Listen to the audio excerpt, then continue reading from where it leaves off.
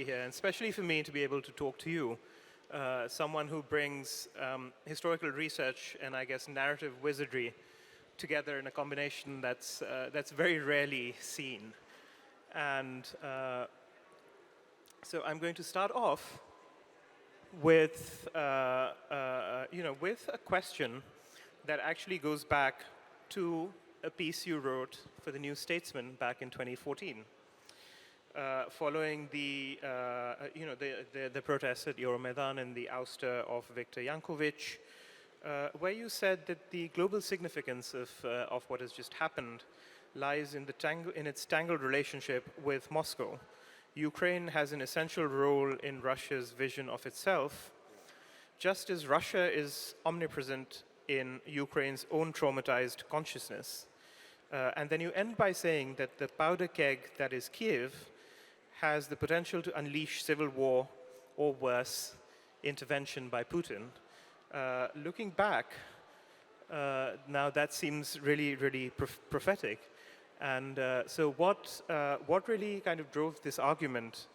What is this vision really of Russia that Russia has of itself, and that gives Ukraine such a sort of central role in the Russian imagination? Nice question. Thank you. And by the way, great to be doing this with you. I'm very honored to be up here with you. It's very, very nice.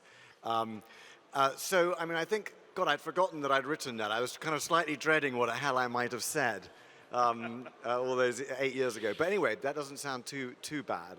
I think, if you look at Russian history since the sort of 17th century, Ukraine, they called Ukraine Little Russia. Mm-hmm. Ukraine was, and New Russia. So those very names give you an idea of how they saw Russia, how they saw Ukraine, which was as a sort of essential province of the Russian Empire. One of the interesting things about it, though, is that, of course, the northern part with Kiev was gained in the 1650s, but the southern part, where the fighting, where the littoral of the Black Sea, was only gained in the late 18th century.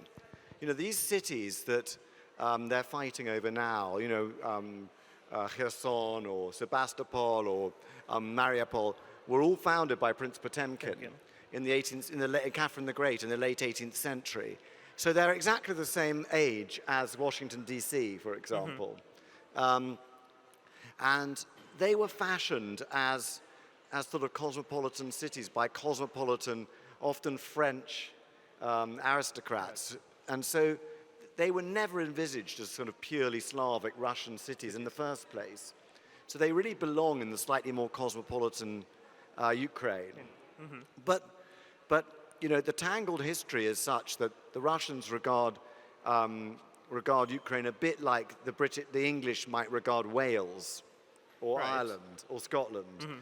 And they simply can't they simply can't envisage an independent Ukraine with its own culture. And that has been a struggle. That's been going on for 100 years, that sort of tangled relationship. So that is, of course, as you mentioned, eastern Ukraine. But the western part, for example, was only gained even later than that, which is just with the Molotov-Ribbentrop Pact. And does that sort of affect how Ukraine is viewed in Russia? Is there a divide between how they think of Ukraine, of the eastern part and Ukraine? Yeah, so there are three parts. Ukraine. Yeah, you're absolutely right, Tripurdaman. There are 3 parts of Ukraine. There are actually 4 parts of Ukraine which were put together by Lenin and Stalin. Mm-hmm. And the sort of the northern part, Kiev, was gained by the Romanov tsars, which we who are the subject of this conversation, and the southern part was conquered from the Ottoman Empire and from the Tatar Khanate of Crimea, and these are kind of vanished states now. Mm-hmm. But they weren't either Russian or Ukrainian. They weren't Slavic at all, and then they were colonized. And then the western part was actually ruled by the Habsburgs. It was ruled from Vienna, which is an amazing thought. Yeah. It was ruled from Vienna, Lvov, Lemberg, as the Austrians called it.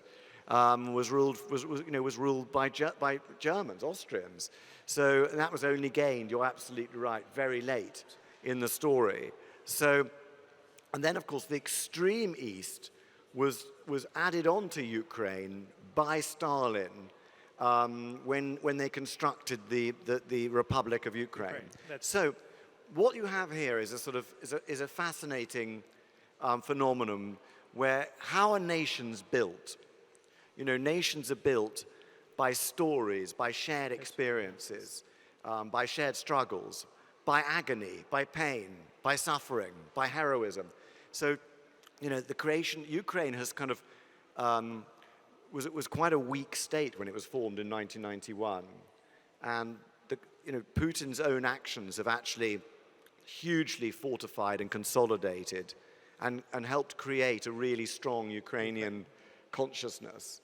And I think that, the state that emerges will be strong, forged in war.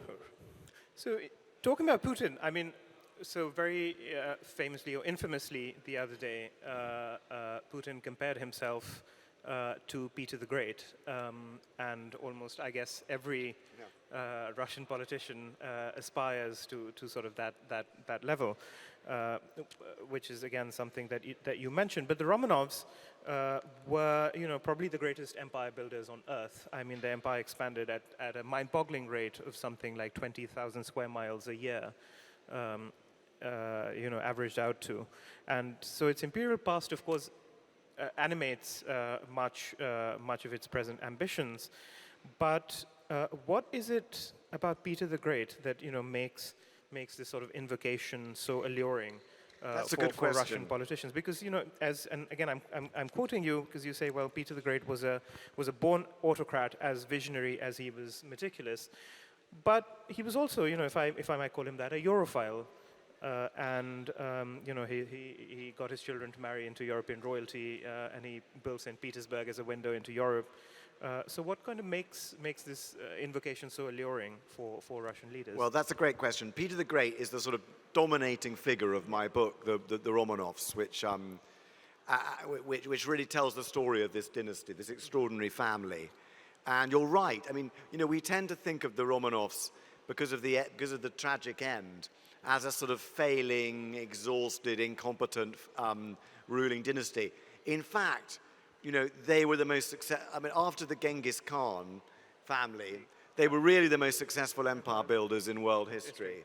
And, the empire that they built still exists, essentially, is the Russian Federation. So it's not a sort of, I mean, everyone this week regarded Vladimir Putin as slightly mad for talking about Peter the Great. But every Russian leader after Peter the Great, every Romanov Tsar, every general secretary, every president compares himself to Peter the Great. Because Peter the Great had it all. The amazing thing is he had everything that a politician wants. He had the vision. He knew what he wanted to do with Muscovy, the kingdom that he inherited.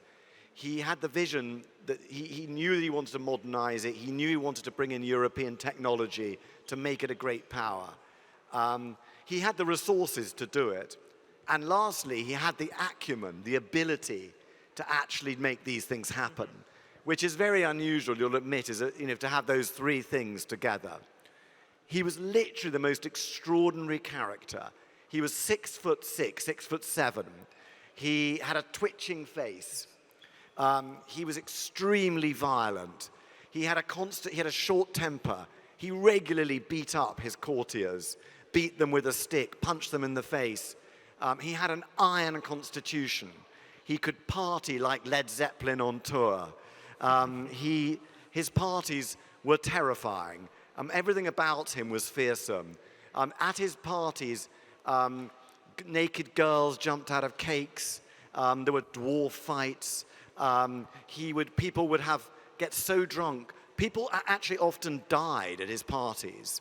People died of alcohol poisoning, and there were regularly fights between his top ministers. One actually stabbed another with a fork. Another time, Peter fought his best friend and top henchman and they both then just passed out under a table and lay there for 12 hours afterwards. And yet this man was also, as you said, meticulous in his planning, absolutely driven in what he wanted, in his vision of Russia. But he did it with absolutely brute force and technology. So, he traveled in the West to learn about how to build ships, how to build guns.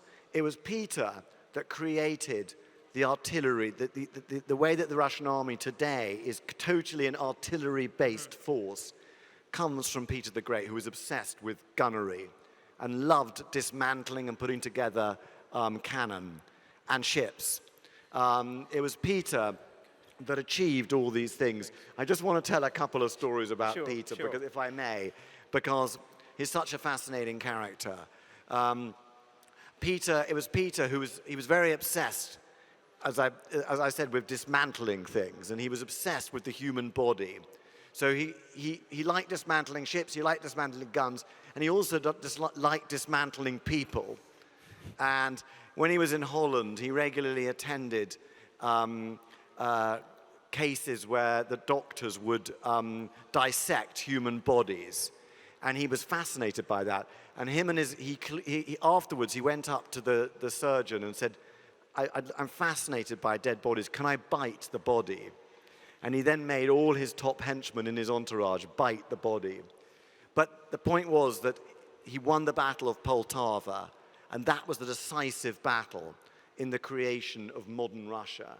And he defeated the Swedish Empire, and he took the Baltic. He made Poland into a client state.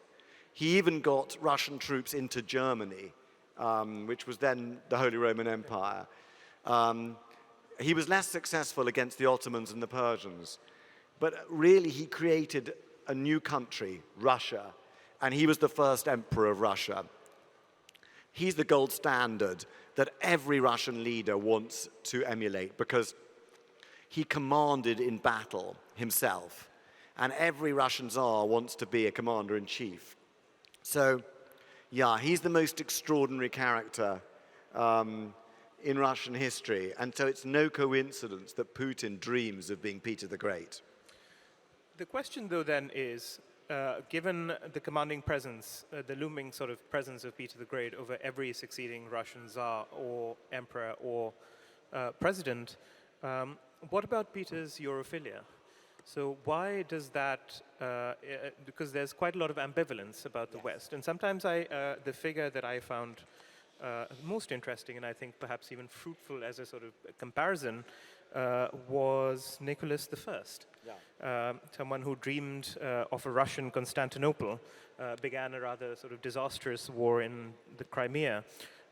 Someone who was a Slavophile who idolized the Russian world of peasantry, villages, and orthodoxy, and who also disdained the kind of flaccid decadence of the West. And even during his reign, there was the governing ideology which kind of came to be, as you mentioned, orthodoxy, autocracy, and nationality, which was devised during his reign. So do you see this as a fruitful comparison? And why then was sort of Peter's Europhilia not also something that, that present Russian leaders kind of really look back on? Well, I think we always misunderstand, this is interesting with Peter and in Nicholas, we always must understand Russian rulers who are reformers. Mm-hmm. And so Peter the Great is, in British textbooks, he's always regarded as a sort of sympathetic character and a pro-Western character because he reformed Russia and made it more Western. But really he was interested in Western technology to make Russia strong, to make Russia a great power. And that could only happen at the cost of Western powers, Sweden and Austria and other Western powers. So I think that we misunderstand his Europhilia. What he really wanted was weapons. He wanted the weapons, and those were made in the West. He wanted Western know-how, and he hired many Germans Swiss to come and work for him. So that was his concept of Europhilia. And but of course, you're absolutely right. He made everyone wear sort of German clothes. He made them get rid of their beards. He made them get rid of their beards and their kaftans. And And that's why Nicholas II, the last Tsar, hated Peter the Great, because he said Peter the Great had Europeanized Russia. And yet he too aspired to be a Peter the Great, to command in battle. And we all know that that didn't end well. But Nicholas I is a very interesting case. You ask him. Nicholas I was an incredibly successful ruler. And the most interesting thing about the 19th century Romanov Tsars is that they were so successful. I mean, you had 4 in a row who were incredibly impressive rulers. And, you know, the chances of that in a dynasty is quite small. You know, you had Alexander I, you know, who fought all the way to Paris. Then you had Nicholas I, who almost took, you know, Constantinople. Then you had Alexander II, who almost took Constantinople again. And then you had Alexander III. So it was only the last Tsar that the standard of these rulers really fell. But Nicholas I is the one who is most similar to Putin, for the reasons that you state quite correctly. And also the fact that the Western democracies, they weren't fully democracies by then, but Britain and France were slow to react to him, and he constantly outmaneuvered them. And it was only in the 1850s that they managed to sort of, you know, they managed to fight the Crimean War to stop him. And then they broke Russia for about 30 years. But Nicholas I is a very, very formidable figure. Deeply unpleasant person, by the way, and very anti-Semitic, hated democracy, hated England, and was really very like Putin, believed that, you know, the Western democracies were really kind of hypocritical enterprises, and so he despised them. But yeah, I mean, I think his policies are very, very similar to Putin.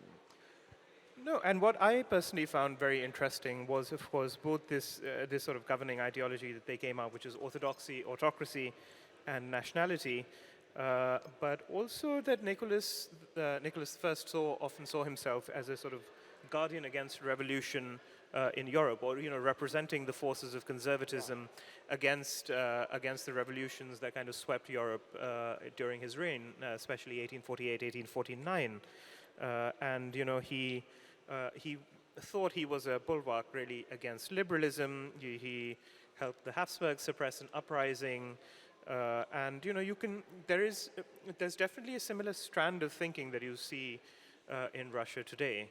Of the idea that, in a way, you know, the idea that Russia is the anti-West or the opposite of the West. Would you trace such a trajectory? Do you think?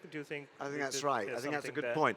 I mean, there's a great similarity. You know, Putin, who hates the overthrow, for example, of Gaddafi, who stopped the overthrow of Assad, who loathes the color revolutions in Tbilisi and Ukraine. You know, there's a real similarity there between you. You're absolutely right. That's another big similarity. And, but I think what you see in all these cases is the pathological Russian tendency to autocracy, to one-man rule. And we see today, you know, there are huge advantages in dictatorship. You know, you can make very quick decisions on your own. You can act with great stealth and secrecy. You know, you don't have to consult the press or a parliament or a party. But there's also a great fault when it goes wrong. Everything, you know, people and places get broken, and, you know, and it's very hard to reverse the trajectory you're on. And you saw that with Nicholas I. You know, he'd had 30 years of success. He'd been spoilt by success, and when Palmerston and the Britain and France started to resist, he couldn't change course fast enough, and he didn't believe they'd do anything, and they did, and they fought him directly. Now we can't do that because, you know, he's a nuclear power. If Nicholas I had been a nuclear power, there wouldn't have been a Crimean War. But another problem with these one-man states is, as you see with Putin, is succession. And that is a real problem. Now, I mean, Peter the Great, whose flavor of the month this week,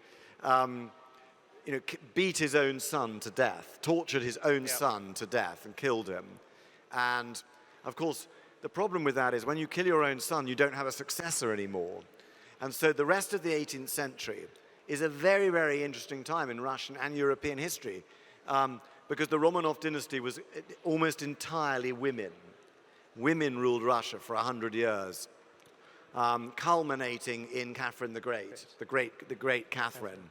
And this was a result of having no male heirs because they'd been killed by Peter. True. But the point that I kind of want to latch on to is this idea that there is something almost preordained about autocracy in Russia. And I think you argue that Russia has always been dedicated to autocracy in a way. And periods without autocratic rule have really tended to be chaotic, I guess, to say the least. Times of troubles, well, the original one before the establishment of the Romanov dynasty, and then, of course, the second, times of troubles during and just after the revolution. And, you have, I think it was in one of your pieces in the New Statesman previously also characterized, in a sense, the kind of chaotic Yeltsin years as really a time of troubles. And so do you think that the experience of Russia when it is not an autocracy, and each time of troubles ends with the re-establishment of an autocratic order, and so you could trace this through the Russian secret police, the Tsar's secret police, the Okhrana, the Cheka, the NKVD, and so on. Why do you think this is? Why do these times of troubles not oftentimes lead to dispersal of power, to establishment of more liberal regimes? I think it's a very good question. This is the million-dollar question about Russian history, isn't it?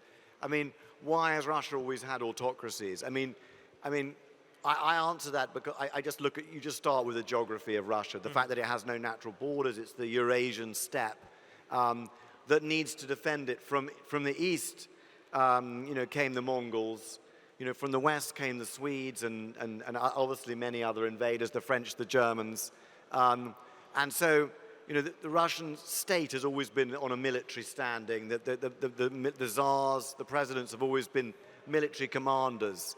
And I think that's why times of troubles, whenever the autocracy has been relaxed, instead of seeing the growth of a civic society, before that can even take place, there's just been chaos. And a chaos because Russia is an empire. But also, the chaos itself is quite interesting because a lot of the times it's believed that the chaos is kicked off by attempts to reform.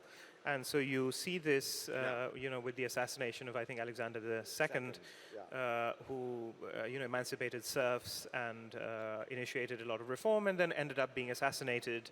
And then, of course, you see this again with perestroika and Gorbachev, is that periods of reform generally tend to lead to more chaos rather than a sort of gradual, any sort of gradual movement towards liberalism. And why? So what makes it so? I mean, I find it quite interesting to think about why a reform is so susceptible to creating, to leading to these sorts of times of troubles. Well, de Tocqueville, as you know, de Tocqueville said, a country is always at an autocracy is always at its most dangerous point when it's about to reform itself, and it's because the medicine often kills the patient.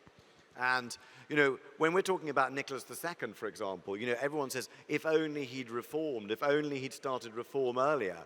Well, one of the reasons why he didn't is because as a little boy, he'd been skating on the Neva when he was called urgently to find his grandfather with his legs blown off, dying, Alexander II dying.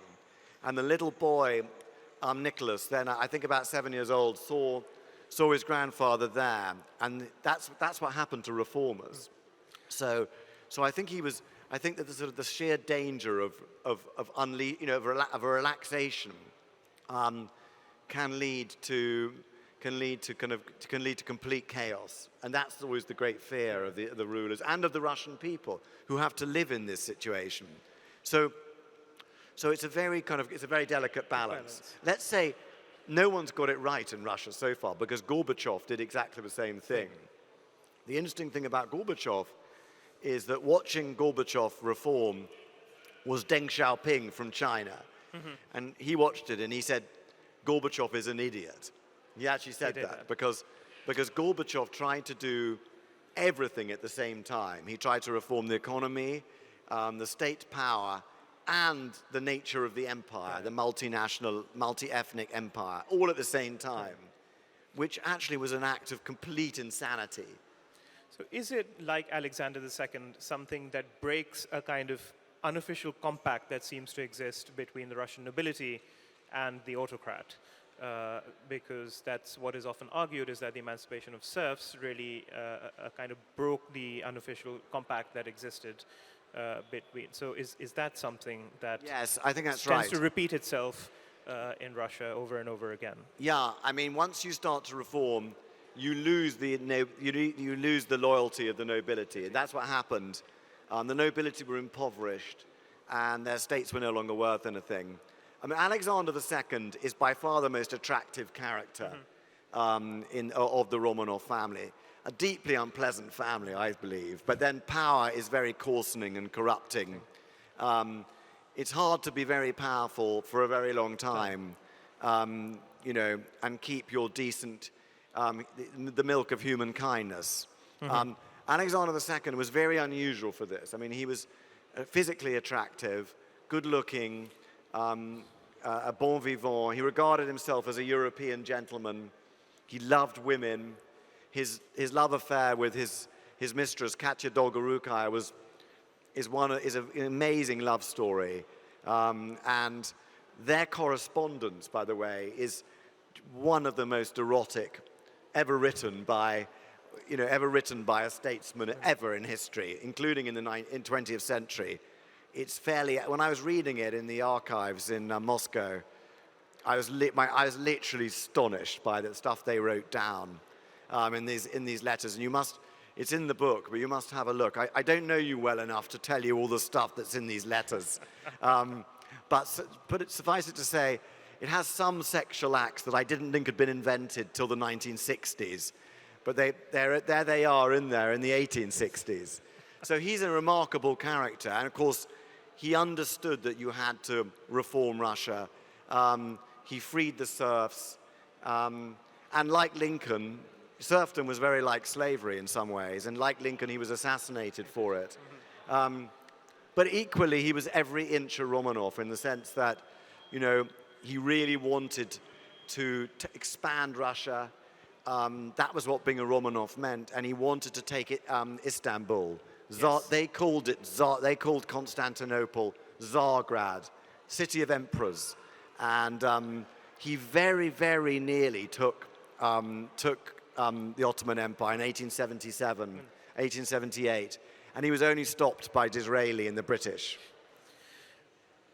To bring me to the question of Constantinople, and so Constantinople was widely seen as the second Rome, and this is another sort of recurrent, idea that Moscow really is the third Rome, and after the Great Schism of 1054, the Russian Emperor is really the protector of the Orthodox faithful. Not just in Russia, but also further afield in the Balkans and in Eastern Europe.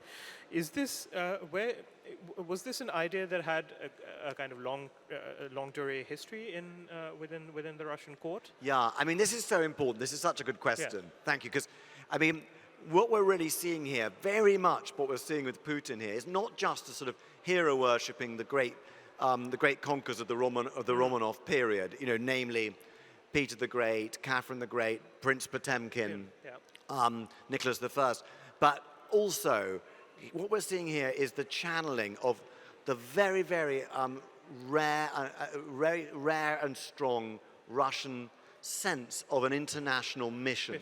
Exactly. A religious mission, orthodoxy, but not just pure orthodoxy, but a mission a mission of the Russian world. And Putin and his philosophers call it the Russian world. But this idea has really goes back to the conversion of St. Vladimir, right back in the 9th century. It really comes very strong with the fall of Constantinople in 1453. And then the Russian Tsars start to promote themselves as the heirs to the emperors. And so it really comes from before the Romanovs. It comes from the Rurikid dynasty. And they called themselves Caesars, Tsars, and the hell's going on back there? So nothing to worry about. So that it really comes from that.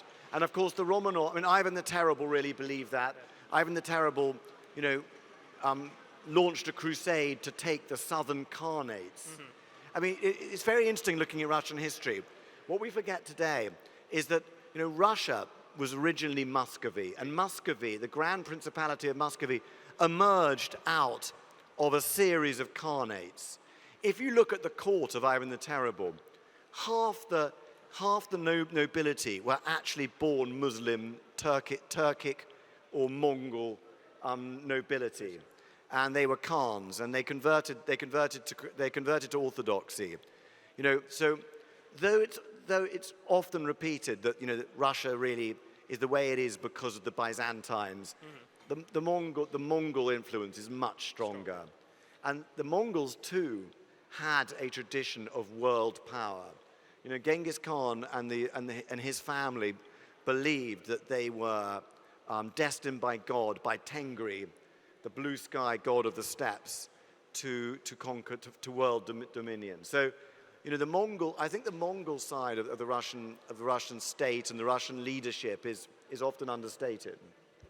Very interesting, because of course the war in the Crimea, one of the reasons that it started was the original war in the Crimea, was of course the Russian claim to be a protector of the Orthodox faithful beyond the boundaries of the Russian Empire. And so is this sort of mission still a force in Russian politics? And do you still see it as something it really is a mission? Really drives Russian ambitions? Yes. You only have to read all the essays of Putin recently to see that, he believes this stuff. Now, a lot of people say it's so extraordinary. How can this guy who, grew up in the communist Soviet Union, came of age? That's one of the points, because in the communist period, there was, of course, an emphasis on Eurasianism rather than this kind of looking westward at the Orthodox faithful. So it's interesting that this strand, comes through almost without damage through that period. I think Putin wants to just channel, borrow, and commandeer all the ideas and successes of the three great regimes before him. Namely the Bolsheviks, the Romanovs, and the Rurik princes. And essentially, he wants to borrow all of them. Promiscuously, incontinently, without any limits, just to take what was successful.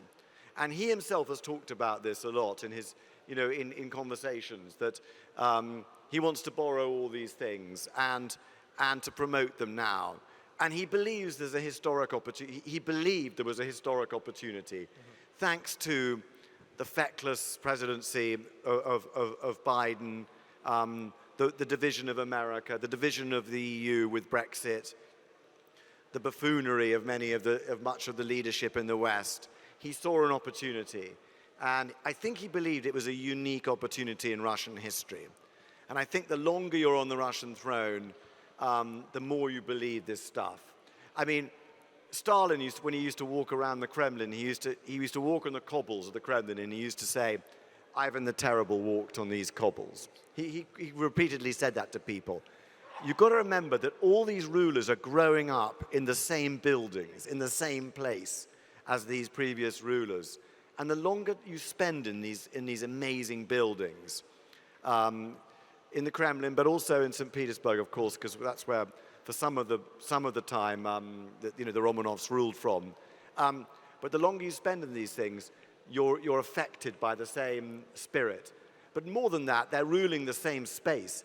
They have the same issues. They're facing the same geopolitical questions. And so they are bound to... It sounds absurd when someone like Putin is talking about Peter the Great.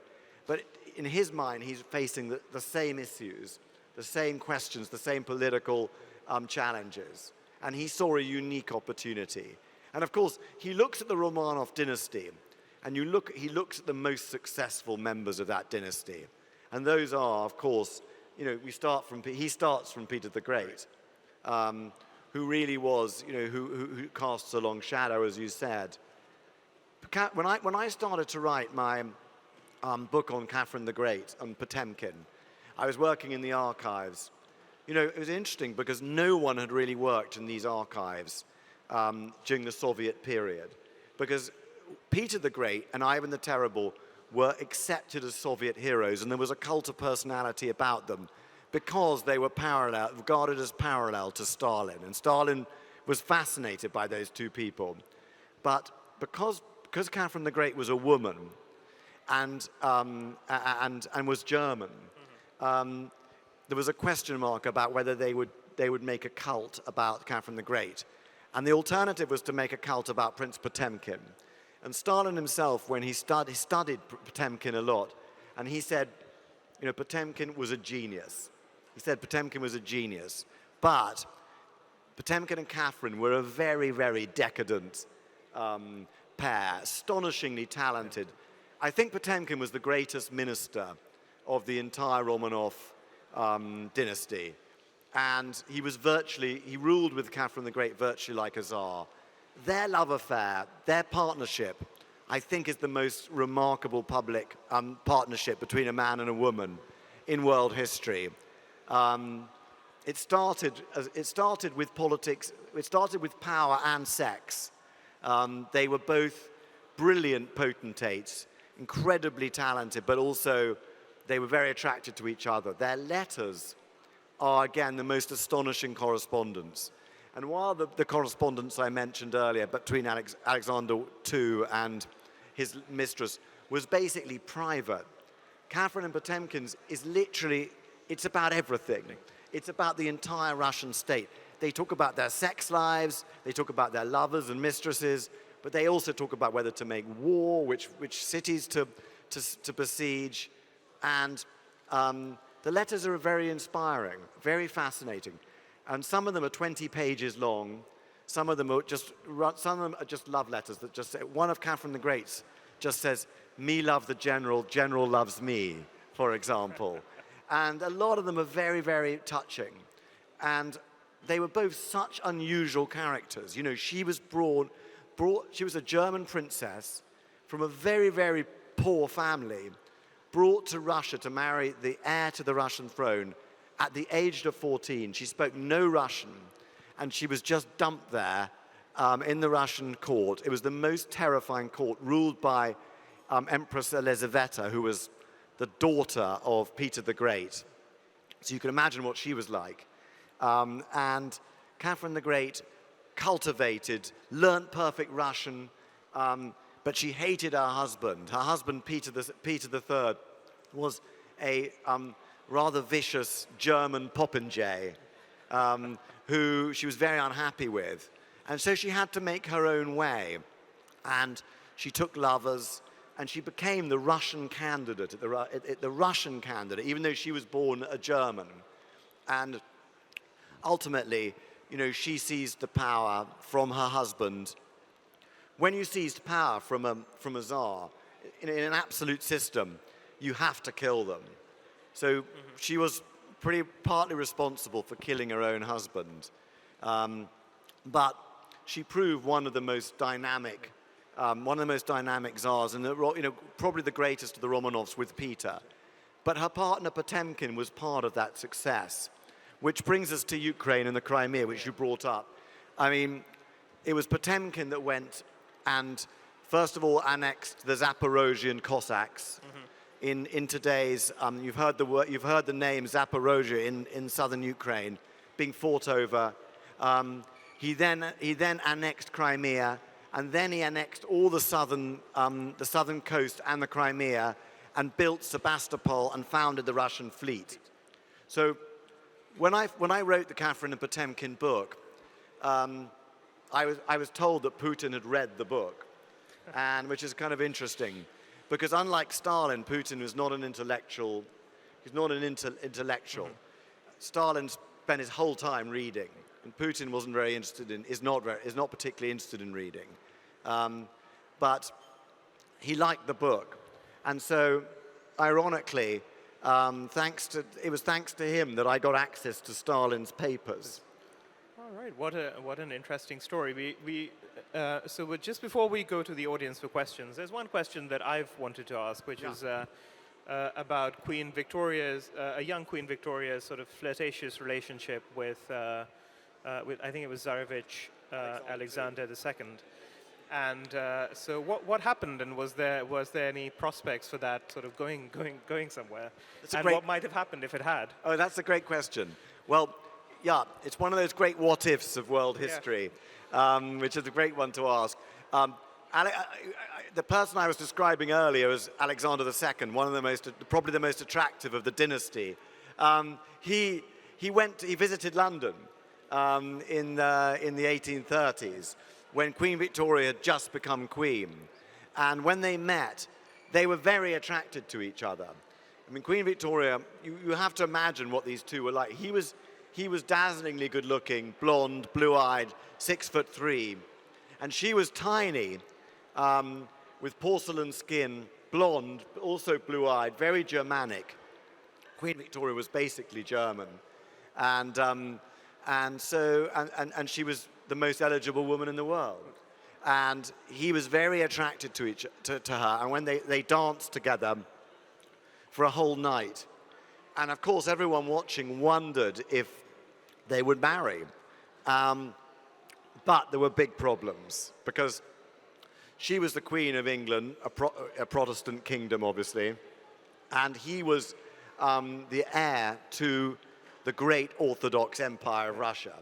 So there was no way either of them could convert religion and keep their throne. That was the first problem. But the second problem is that the relationship between Britain and Russia was very fraught at the time. Nowadays, we kind of remember the Second World War and the First World War, and we think that Britain and Russia have always been friends. But in the 19th century, Britain and Russia were absolutely die-hard enemies. Once they defeated Napoleon, by the 1820s, relations were darkening, and they were rivals in all parts of the world, but particularly Central Asia and India. By the way, one of the things I was fascinated to find, because forgive me a slight detour. You have about 2 minutes. So. Give me a slight detour. But one of the things I found in the letters of Alexander II was him writing to his commanders saying, please send me a plan for the invading of British India. So anyway, the marriage never happened for that reason, but it's one of the great what-ifs. It is indeed. So I think it's now time to open the floor up to questions from the audience. And if anybody would like a question, there's a mic next to you. Thank you very much. That was fascinating. I wonder whether you might be able to tell us why Russia never had any grander imperial ambitions beyond kind of proximate states. You have Britain wanting to conquer various parts of the world, and many other European empires doing the same. But Russia always seems to stay kind of close to its own borders. It'd be very interesting to sort of hear more about that. That's such a good question.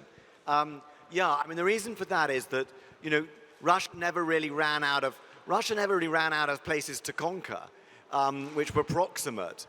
And the other reason was that so often the fleets of the Baltic, first of all, they only became a naval power very late.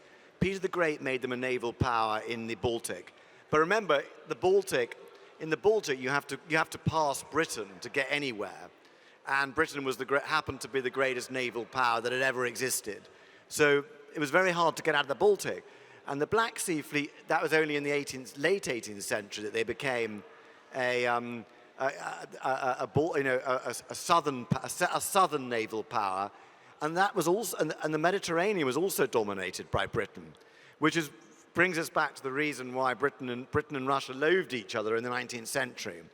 But they did actually get, they had Alaska, as you know, and they also went down the coast of California to very near to San Francisco, to Fort Ross.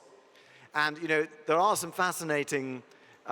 Stalin asked in 1945. Stalin was trying to get a naval base in Libya.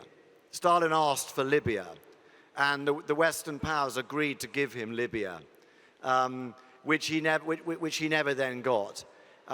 Catherine the Great and Potemkin were discussing having Marbella, Mallorca, as a naval base. So there were kind of aspirations. Emperor Paul occupied the Ionian Islands and Malta at and aspired to Malta at various times. So they almost did, but they never ran out of proximate land because when Europe was closed to them after the Crimean War, they switched to the Far East. And after 1877, they switched to the Far East. And then they hoped to get Manchuria and Korea. And as we know, that didn't end well for the Romanov dynasty because it led to the 1905 revolution. Good question. Sure. The gentleman in the green shirt, please. I'll kind of take a continuation from the same question.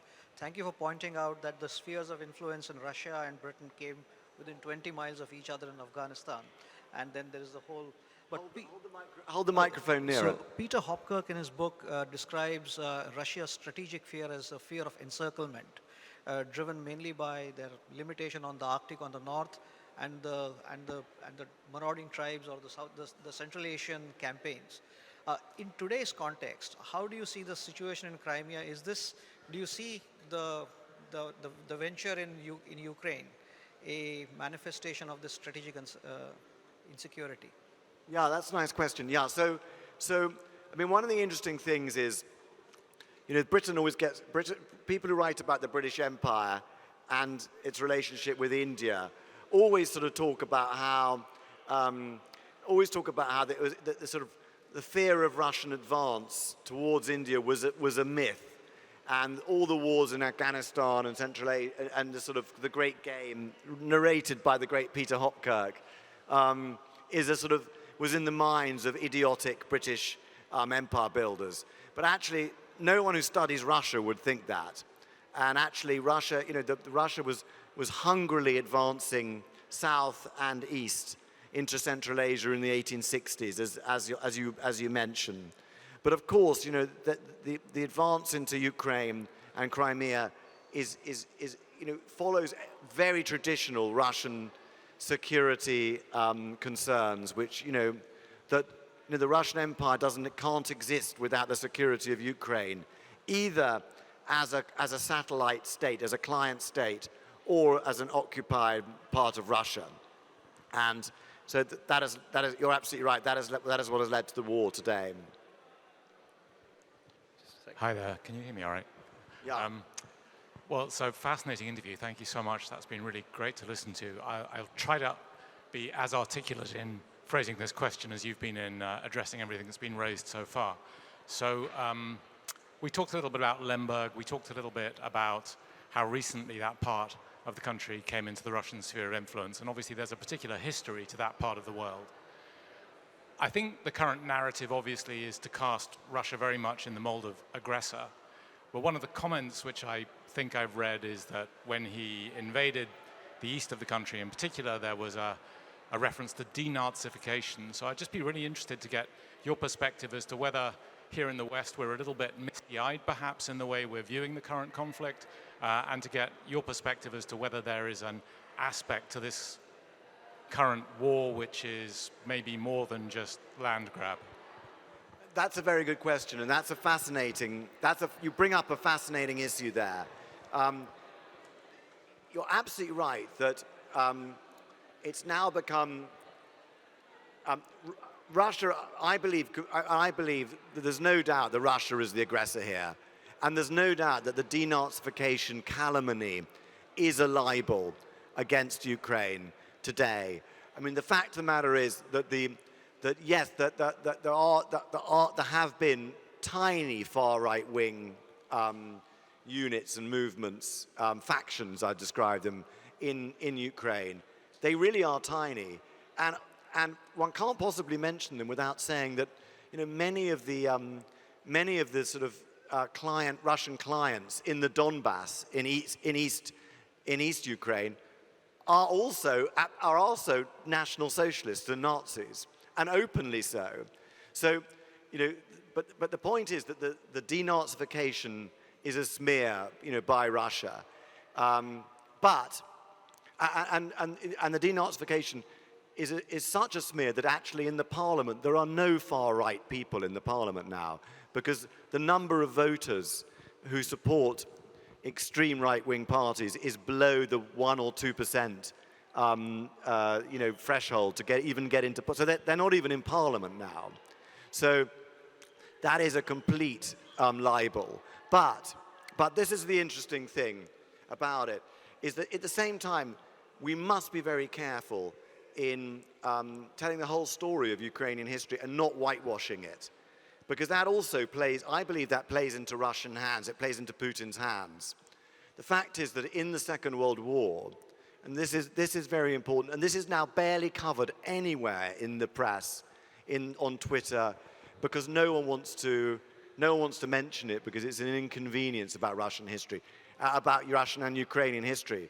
But in the Second World War, there was substantial Ukrainian collaboration with the Nazis under Stepan Bandera, and they did take part in, you know, in the massacres of the Holocaust of Jews and Poles, for that matter. And so there is a story to be told, and but the point is to be very clear what one's talking about. That was in World War II. That happened. But the present claim of Nazification of Ukraine is a complete piece of Putinist propaganda. Sure. The gentleman behind, please. Thank you. On a lighter note, I'm just fascinated by the comparison between Ivan the Terrible and Peter the Great. I mean, both very violent men, strong constitution, you know, alcohol, women, both killed their son. What are your thoughts about this violent streak in the Russian leadership, even in today's leadership? Is it more akin to what Ivan the Terrible had? I mean, at the end of the day, he's still the terrible and Peter's still great. You know, I mean, Peter actually built the navy, expanded the Russian power. So both of them are monumental in the history of Central Asia and Russia. But no matter how much Putin wants to be Peter the Great, you know, when you look at the history, it's more Ivan the Terrible that I'm reminded of. So it's just a light comparison. It's not. Yeah. Well, listen, you've mentioned that. I like this question because you know, he's mentioned two of the great towering figures of Tsarist Russian history, and as I said, you know, every Russian leader is in the footsteps of these two, and you know. Ivan the Terrible really began the Russian Empire when he took Kazan and Astrakhan in the south. They were Mongol Khanates, and he conquered them. The reason why he's still known as the Terrible is because, you know, he actually. I actually think he was mentally ill, and he actually went mad, and no one could get rid of him because he was the Tsar, and the Tsar was then regarded as such a sacred figure, but. He actually destroyed his own work and very nearly destroyed the entire empire as it stood at that time. And he also killed his own son, which is never a good sign. But the reason why Peter the Great is because his achievements endured, and you know, the empire he left, you know, grew. The dynasty survived. The navy survived. Everything that he did actually endured longer. But the two characters are very fascinating, and of course, they were both Stalin's heroes. The gentleman in the white shirt, sorry, you've had your hand up. Hi, can you hear me? Yes. So there's this newfound relationship between Russia and China now, having been quite distant from each other for decades, centuries. Do you think there's more substance to that, both sort of taking an anti-Western alliance stance and actually collaborating on land, sea, and air, probably for the first time in a very long time? Yeah, I do. I think the China-Russia alliance is very important. I mean, it's the reason why I believe that, it's against the Western interest and the interest of democracies for Russia to win. And the reason why it's very important that Russia doesn't win is because that would be a triumph of a certain worldview, of spheres of influence, and of autocracy. Let's face it, Russia and let's not sugarcoat this. I mean, Russia and China are both control states, that with massive security establishments that control their people, that execute opponents, that just physically destroy their enemies within. And, so who wants to live in that kind of country? Many young Russians don't want to. Many young Chinese don't want to either, And so the alliance is very important. I mean, one has to note that, of course, Russia and China were very close just after 1949, when Mao took power with huge Russian backing in 47, 48, 49. And Stalin was very much the master then. And, he famously kept Mao waiting for weeks in Moscow in 1949 when Mao was made to wait and was very humiliated by Stalin. But when Stalin died, Mao regarded himself as the real high priest of international Marxism. And of course, Mao was also a massive history buff who endlessly read history. In fact, he died listening to Chinese history being read to him as an old man. So, of course, he was then bound to argue with Khrushchev, and then came the Sino-Soviet schism. And so, once again, it's incredibly important, their alliance. The question is, what is China going to get out of it? And for the moment, it looks like China still has strong interests that lead it to stay allied with Russia against the West. The problem will be is if Western withdrawal from China leads to an economic crisis in China. If there's an economic cost, they'll begin to question whether this Russian alliance works for them. But until then, it's the key axis of the world. So I think, unfortunately, we have no more time left. Very sorry if there's anyone still left to ask any questions, but I think we will be outside to sign some books, and you're welcome to kind of pop by, have any books signed, and ask a question if you'd really like. Thank you very much. Thank you very much. Thanks for having me.